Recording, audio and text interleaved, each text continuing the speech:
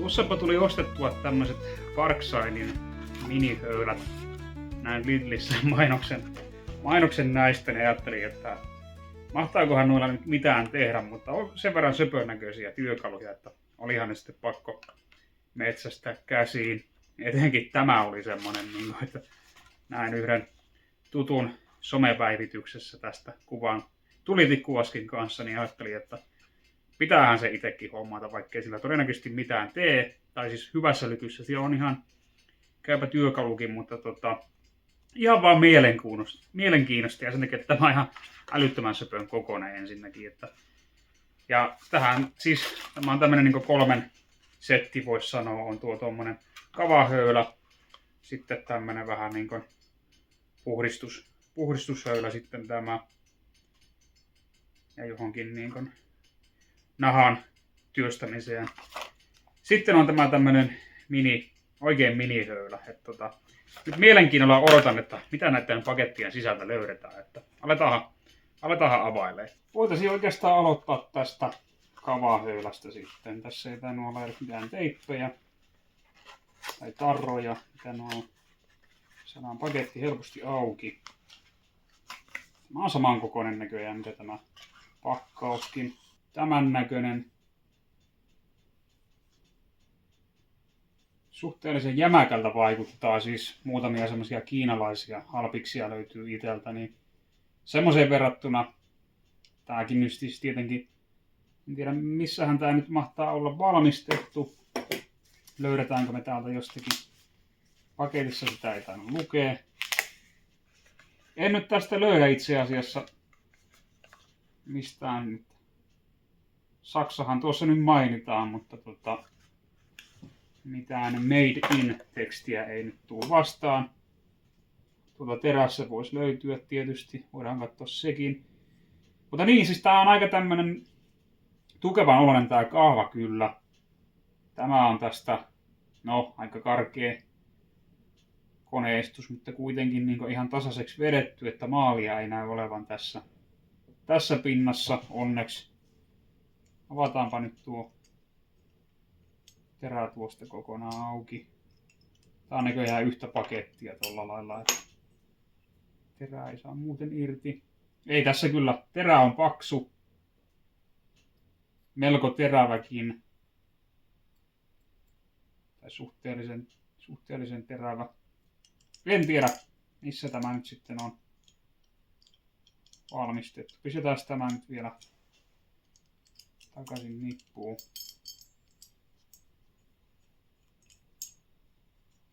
Tuohon sivuun odottamaan.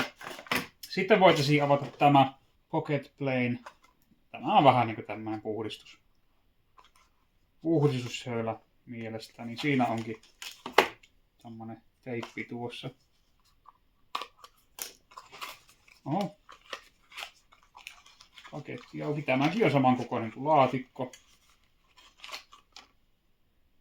Joo, tää on aika hyvin samantuntuinen runko, mitä tuosta löytyy itseltäkin. Tämä on hyvin karkeasti koneistettu. Ei ole kovin viimeistelty, mutta se nyt oli ihan odotettavissakin. Sitten täällä pitäisi olla 5 kappaletta teriä mukana. Se lähtikin auki helposti. No tämmösiä ihan perusteriä täällä sitten on. 5 kappaletta, niitä siinä pitäisi olla. Semmonen setti. Näytetään sekin vielä nyt sivuun odottamaan. Sitten on vielä tämä nyt sitten, tiedä voiko nyt sanoa kraalinmalja, mutta tämä on ehkä mielenkiintoisin näistä höylistä, että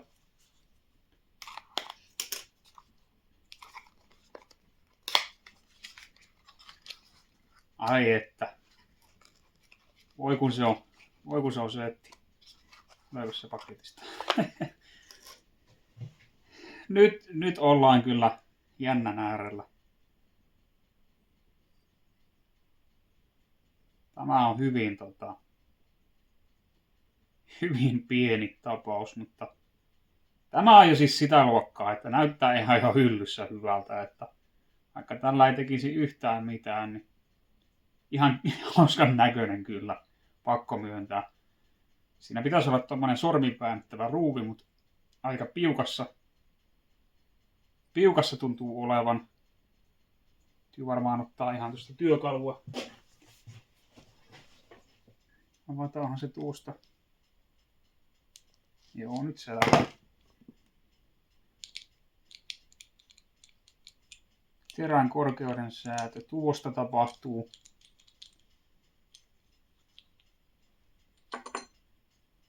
Sen näköinen lätkä siellä on. Ei tunnu erityisen terävältä.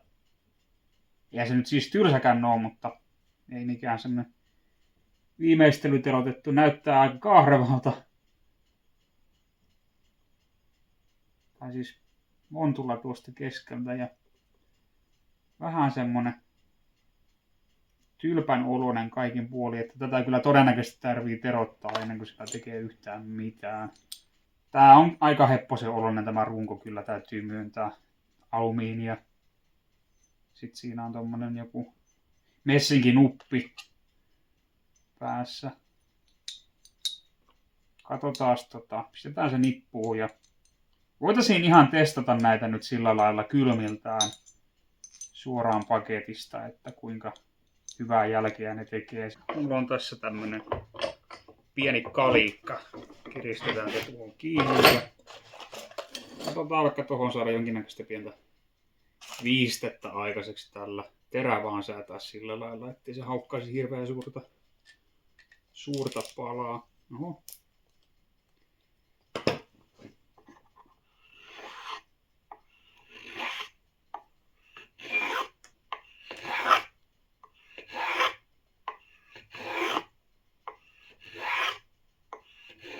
Kyllä se tuommoista pitkää lastua kuitenkin tekee.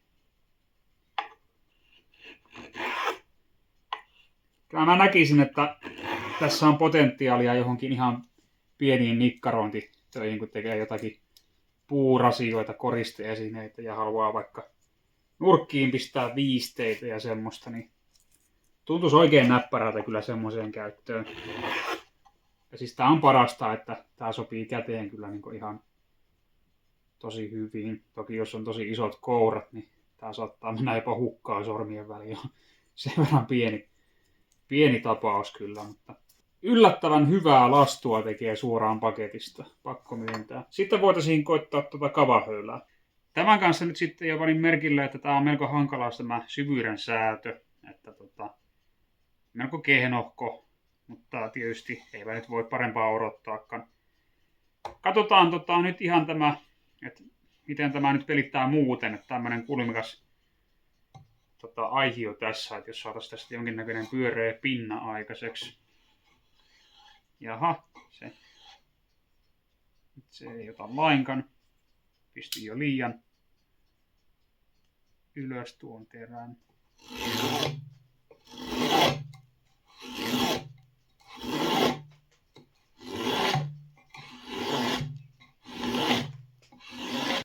Turhan rajua lastua ottaa nyt tällä hetkellä, se on ihan fakta.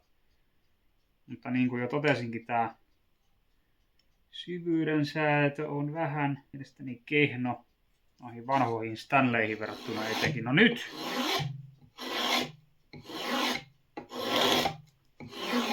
No, sanotaanko, että näin halvaksi tämähän on ihan oikein ok suoraan paketista. Tämän varmaan kyllä hioisin sileämmäksi vielä tämän pinnan tästä. Se on tosi karkeasti koneistettu. Ja sitten no tälle nyt oikeastaan tälle terän säädölle ei mahda mitään. En mä tiedä, jos tää nyt maksaa 399, niin siinä mielessä, että jos meinaa pientä kotiverstasta perustaa ihan käsityökaluin, että ei mitään isoja ja kalliita koneistuksia ja sitten vaan, että pienet verstastilat ja vähän nikkaroi huonekaluja käsityökaluilla, niin väittäisin, että pääsee kyllä aika hyvin alkuun, koska nämä laadukkaatkin tämmöiset, kyllähän niihin äkkiä menee rahaa ihan heittämällä satoja euroja, kun ostaa täydelliset höylä- ja tautasetit, että siinä mielessä oikein passeli. En nyt ihan varma sitten, jos ammattikäytössä miettii, niin tämä on tosi hankala mielestäni tämä teränsäätö tässä. Ja sitten kun siihen kumminkin täytyy vähän ehkä nähdä vaivaa, että saa sitten ihan niin kuin parasta mahdollista jälkiä tällä.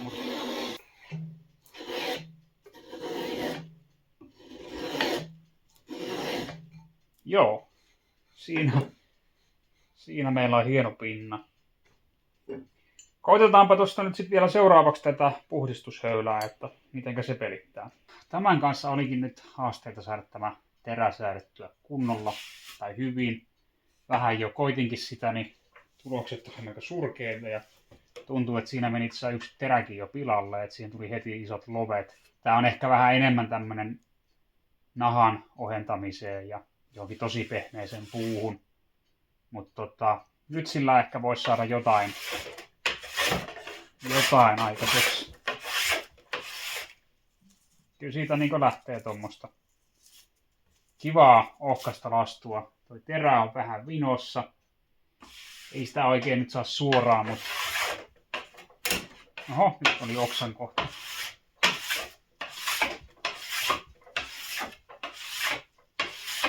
Paremman pyytteessä tämäkin menee. Ei se nyt ehkä tänne verstaalle mitään hirveätä lisäarvoa nyt tuo tämä tässä omassa tapauksessa, mutta kyllähän siinä nyt sileätä, siistiä pintaa syntyy ja melko lailla ohutta lastua. Nyt lähdin terottamaan tämä minihöylän terää, niin tuosta näkee, että ei se mikään hirveän suoraksi ollut terotettu tehtaan jäljiltä, niin terotellaan sitä tuosta vähän lisää. Katsotaan sitten, että mihin se sen jälkeen pystyy.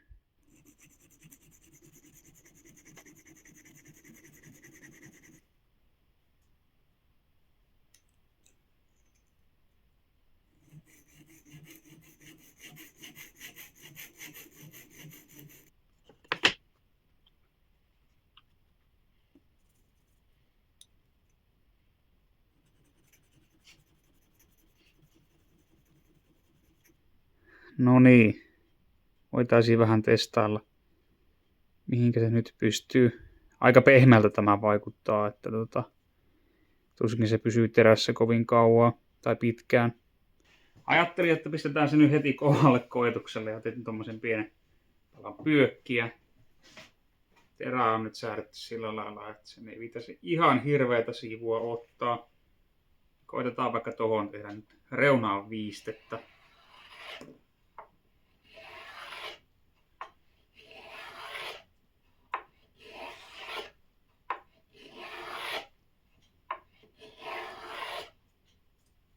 Semmoista kiharaa tulee.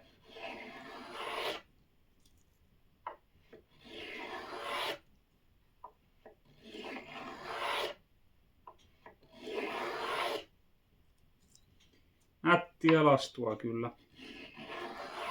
Pitkää, katkeamatonta lastua.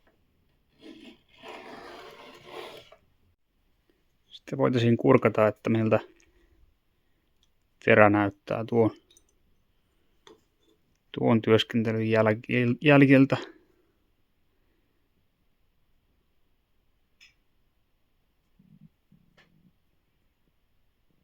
Kyllä se nyt itse asiassa yllättävän hyvin kesti pyökin työstämistä. Ei se ehkä ihan niin pehmeätä ollutkaan, mitä ajattelin. Vähän terottelin tosta vielä. Kyllä se kumminkin aika pehmeä on tuo terä loppupeleissä. Mutta eipä sitä nyt oikeastaan muuta voinut odottaakaan tältä hintaluokalta. Siinä näköjään lähtee tuo Parkside-tekstikin jo kävelemään, mutta eipä se nyt työskentelyä sikäli haittaa.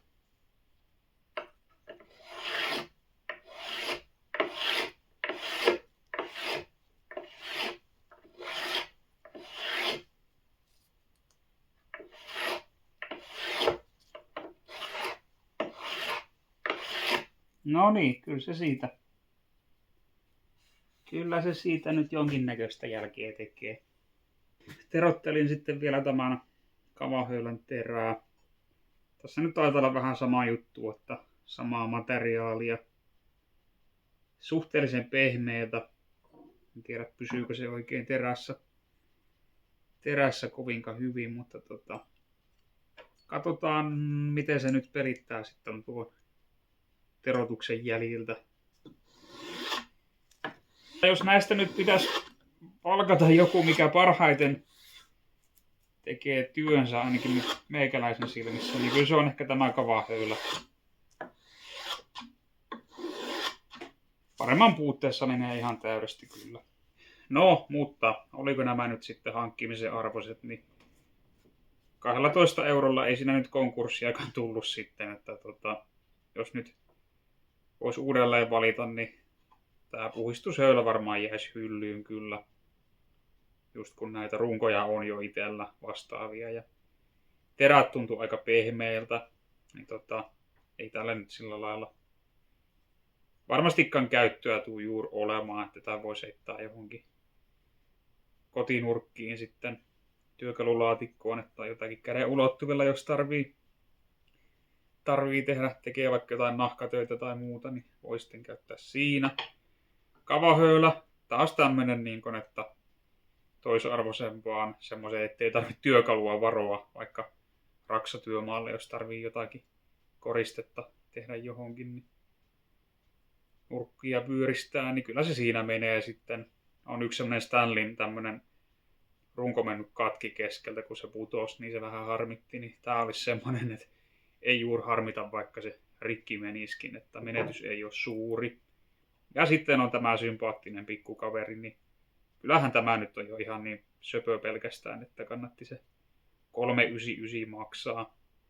Tekeekö tällä nyt sitten mitään, niin ehkä jotain pieniä nikkarointitöitä ja just sillä lailla, että tämänkin voisi heittää ihan vaan kirjahyllyyn sitten kotona tai johonkin sekatavaralaatikkoon tai keittiötarvikelaatikkoon, niin aina vaikka jos sarkkeen nurkkaan tulee tikkuja, niin sieltä sitten vaan heti käden ulottuvilta höylä käteen ja höyläämään noit tikut pois pöydän reunasta. Semmonen setti.